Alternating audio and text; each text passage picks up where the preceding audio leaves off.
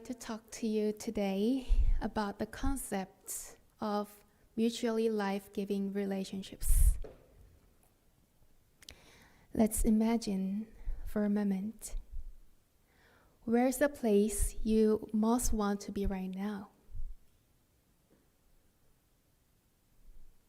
How would you feel if you could spend time there freely? Yes, you would truly feel happy. However, what if you were there with someone who makes you uncomfortable just by being around them? Like boss in the company. Yes, it wouldn't be as enjoyable. So who would you want to be there with?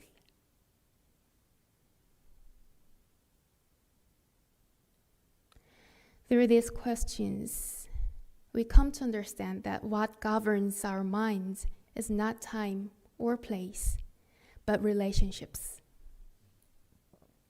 Being with people and things in good relationships brings joy to our minds, while being with people and things in bad relationships is like being in hell itself. Shakyamuni Buddha, after risking his life in search of enlightenment, gazing at the morning star, what truth did he realize? It's the understanding that all phenomena in the universe are interconnected through relationships, or what we call Yeowon in Korean.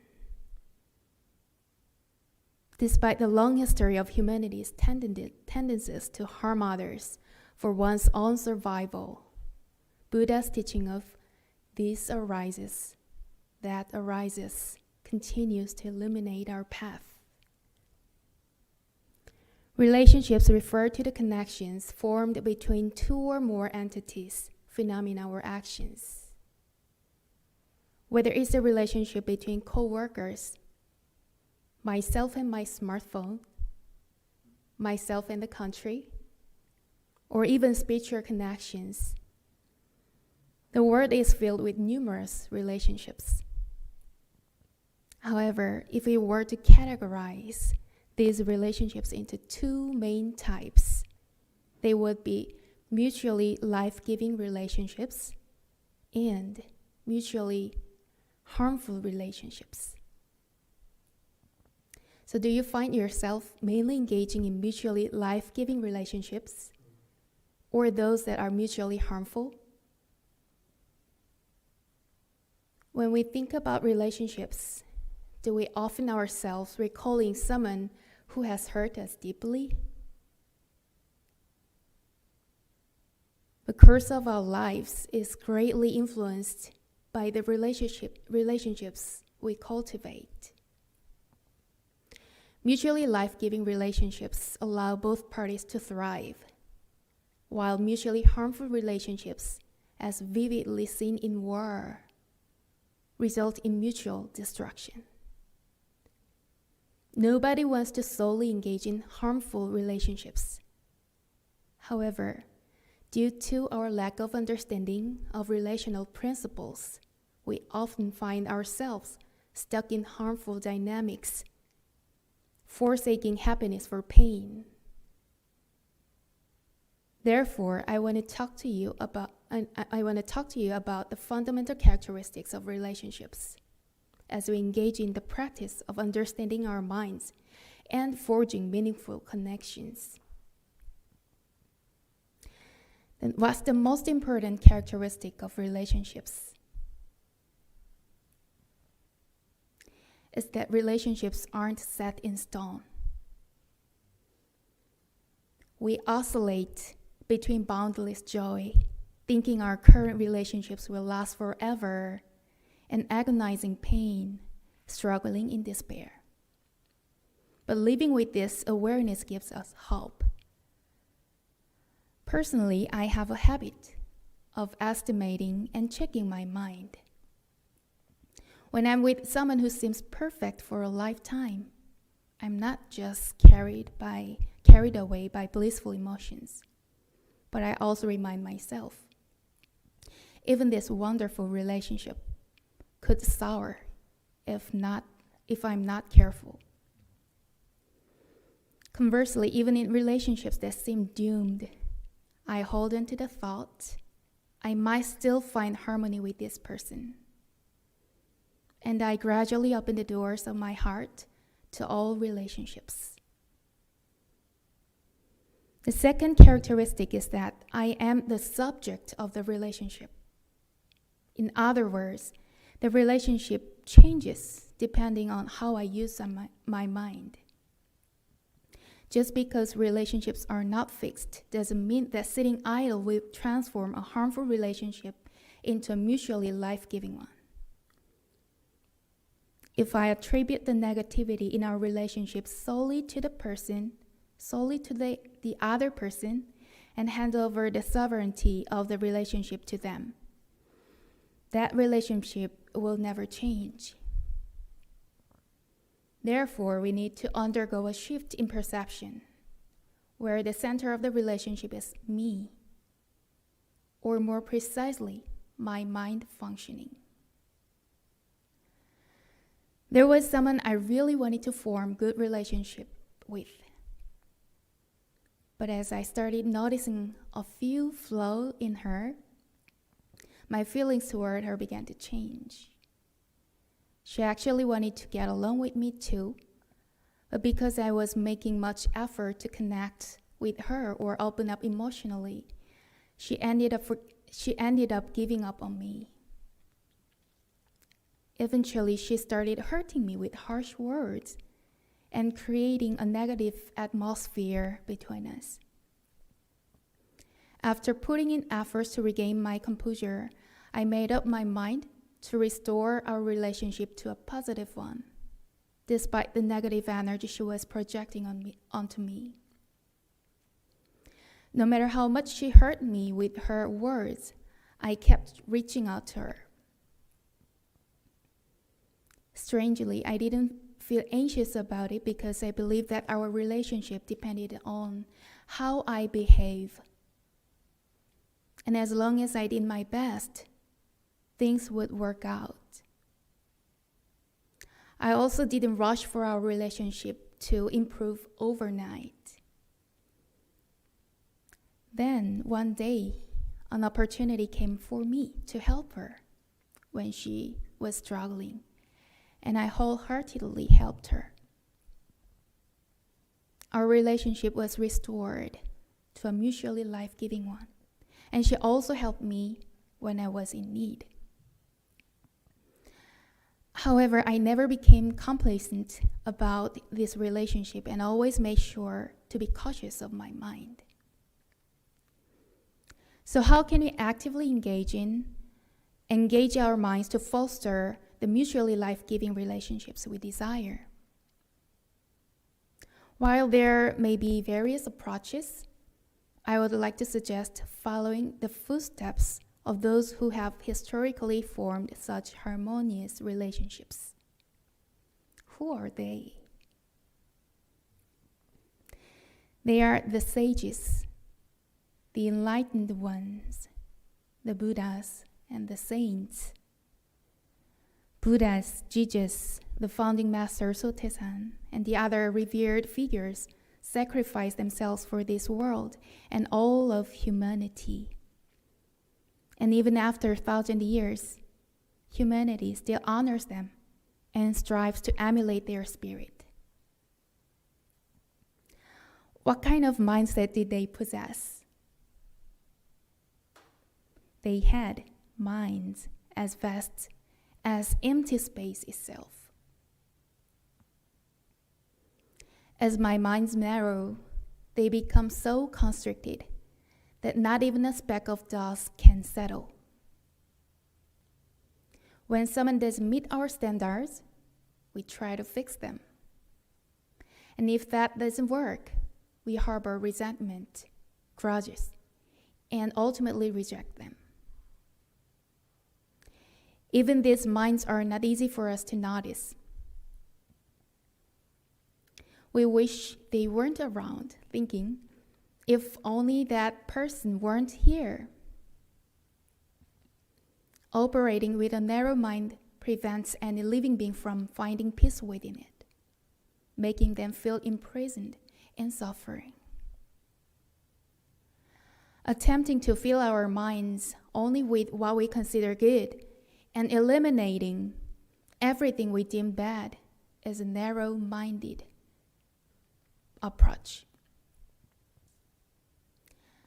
Similarly, fixating on what we perceive as big is also narrow-mindedness. However, founding Master Sotaesan taught us, who have vowed to save all sentient beings, that the capacity of our minds should be vast and grand. What does it mean to have a great mind?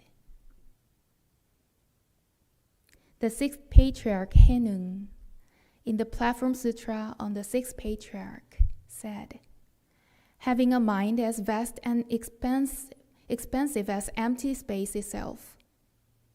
The empty space accommodates the sun, the moon, the stars, mountains, rivers, forests, good people, bad people, evil teachings, virtuous teachings, heavens, and hells within it. Similarly, the self-nature of human beings encompasses all of this without attachment or rejection, resembling empty space. Observing all people, sentient beings, evil, goodness, evil teachings, and virtuous teachings, yet neither rejecting nor clinging to any, resembling empty space, one is said to possess greatness. This is what it means to have a great mind, a truly significant act. Venerable Haenung emphasized that having nothing is not what makes something great. The empty space encompasses mountains, forests, wind, dust, good people, bad people, and even poisonous snakes, without rejecting or being tainted by anything, which is why it's vast and great. Similarly, our mind should embrace all kinds of people and phenomena without rejection or attachment to truly be considered great. When I suffered from a relationship with those who have characteristics I don't like, my teacher often used to tell me, look at that mountain. There are straight trees reaching for the sky, and also bent trees as well. Aren't there? Yet the mountain is beautiful because it has both straight and bent trees. If bent trees can be beautiful, why can't we see the beauty in people's bent hearts? Whenever I stroll along the trails of One Dharma Center, these words come to my mind. As I just kept reminding this teaching and action he actually showed me, something amazing happened. Little by little, I was able to look at them with a warm heart, which I couldn't imagine before. I didn't even feel any resentment toward my relatives who tried to take over my mom's house where she lives alone. I was just pondering how my family would get mutual life-giving results. Founding Master Sotaesan advised, even though a person may not see or hear you, do not hate or disparage that person. Since energy is being mutually transmitted through heaven and earth, though you may hate the person without his knowledge and may have disparaged him just once, that energy is already transmitted and a seed of mutual harm planted. And even though you regard someone highly without his knowledge and may have complimented that person only once, that energy is already transmitted and a seed of mutual life-giving planted.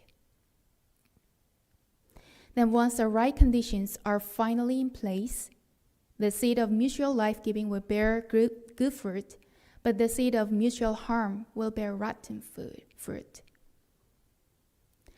Now I remind myself that merely pretending to be kind while internally rejecting and discriminating against someone who wants to change our relationship.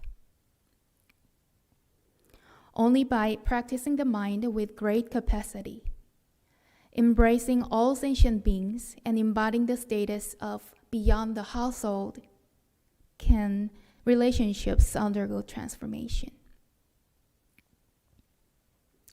Seeds yield their outcomes based on what is sown.